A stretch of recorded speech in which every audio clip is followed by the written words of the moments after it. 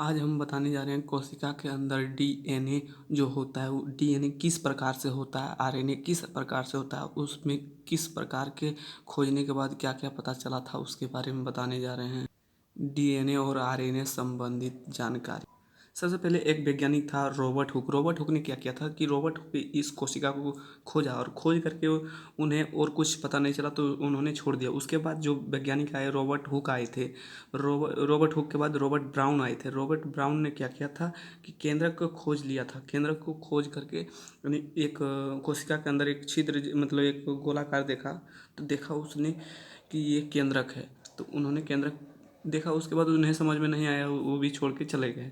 उसके बाद उसको जाने के बाद एक वैज्ञानिक इनके जाने के बाद एक वैज्ञानिक और आए जो इनके अंदर कुछ घूम रहा था। उन्होंने देखा कि ये कोशिका के अंदर के नाभिक जो है, नाभिक के अंदर कुछ पतला पतला घूम रहा है। तो उनको जब देखा निकाल करके माइक्रोस्कोप में तो देखा कि वो रेंच सलाई रेंच के समान कुछ दिख रहा था। तो उनको जब जूम करके देखा तो देखा कि वाल्डियर वो वैज्ञानिक जो थे ना वो वाल्डियर थे। वाल्डियर देखा कि रेंज के समान सलाई रेंज के समान दिख रहा था। तो उनको जब देखा तो ये जोड़ा में दिखा तो इन्हें क्रोमोसोम नाम दिया, गुणसूत्र नाम दिया। और गुणसूत्र को जब देख लिया ये वाल्डियर तो इन्हें भी और पता नहीं चला, सोचा कि ये तो इतना ही है तो छोड़ दिया। उनके बाद एक वैज्ञानिक और आए। इसके बाद एक वैज्ञानिक और आए और उन्होंने क्या किया, इसको इसको तोड़ करके और देखा। तो एक वैज्ञानिक और आए तो उन्होंने क्या किया, इसको तोड़ा और तोड़ करके घींच दिया। और खींचने के बाद पता चला रिंग जैसा दिख रहा था। तो इस रिंग जैसे गोलाकार संरचना के बारे में कौन बताया था कि दिख रहा है, तो वो जो थे वाटसन एंड क्रिक थे। वाटसन एंड क्रिक इसका मॉडल तैयार किया था कि ये इस तरह होता है। और इसके बारे में जानकारी जो दिया था वो थे कार्ल्सवर्ग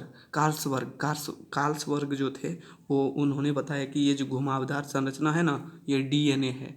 और फिर इतना छोड़ दिया देख करके उसके बाद एक वैज्ञानिक और आए। सोचे कि जब इसको तोड़ करके ये देखा गया, मतलब केंद्रक से निकाल करके क्रोमोसोम देखा गया, क्रोमोसोम को तोड़ करके डीएनए देखा गया, तो डीएनए को तोड़ेंगे तो क्या दिखेगा। ये वैज्ञानिक आगे जोहानसन ने देखा। तो जोहानसन ने जब इसको इस रिंग को तोड़ करके देखा तो घींच करके देखा तो देखने के बाद उन्हें पता चला कि ये जो है ना ये छोटे छोटे जैसे लाइनिंग दिख रहा था और गोलाकार दिख रहा था। जीन के ये डीएनए के समूह दिख रहा था। तो इन्हीं डीएनए को देखा और माइक्रोस्कोप से घुमा करके देखा तो देखा कि इस ये तो जीन है, ये जोहानसन ने बताया। पर इस जीन के अंदर भी कुछ लाइनिंग दिखाया गया जिसको हम न्यूक्लियोटाइड या पॉलीन्यूक्लियोटाइड, पॉली माने बहुत सारे लाइन दिखाया गया इसलिए पॉलीन्यूक्लियोटाइड्स कहते हैं। और इस पॉलीन्यूक्लियोटाइड्स के भी दो प्रकार होता था। इनको जब और डिस्क्राइब करके देखा गया तो पॉलीन्यूक्लियोटाइड के भी दो प्रकार था। एक था पॉलीन्यूक्लियोसाइड और एक था फास्फोरस। फिर पॉलीन्यूक्लियोसाइड के दो प्रकार था, एक शुगर था, एक न्यूक्लिक मतलब नाइट्रोजन बेस थे। नाइट्रोजन बेस के भी दो प्रकार थे। एक थे प्यूरिन और पायरेडमिन। प्यूरिन में AC और पायरेडमिन में TC आता था। यानी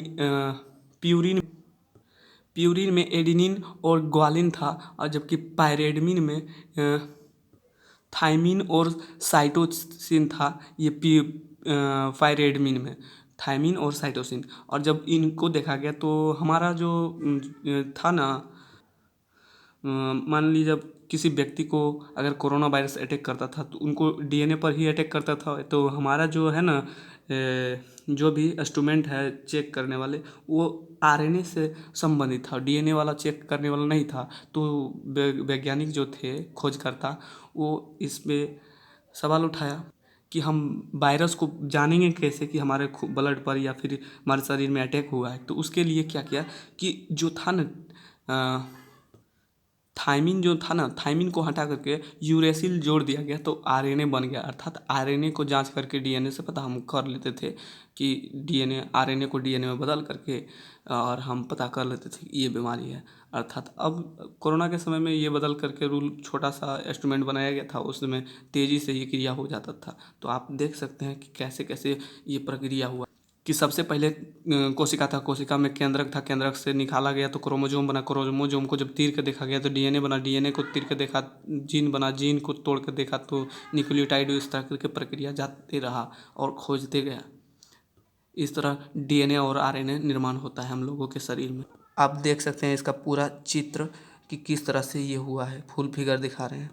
फुल फिगर देख सकते हैं। पहले देखिए कोशिका था, कोशिका से नाभिक से निकल करके कोशिका था, और एक कोशिका से नाभिक से निकल करके क्रोमोजोम, क्रोमोजोम को जब तोड़ा गया तो तोड़ने के बाद ये डीएनए बना, डीएनए को जब तोड़ के देखा तो जीन बना, जीन को जब तोड़ के देखा तो न्यूक्लियोटाइड्स, पॉलीन्यूक्लियोटाइड्स, और उसके बीच में मतलब जब और डिफाइन किया गया तो और दिखा, और देखने के बाद हमें पता चला इस तरह के डीएनए होते हैं।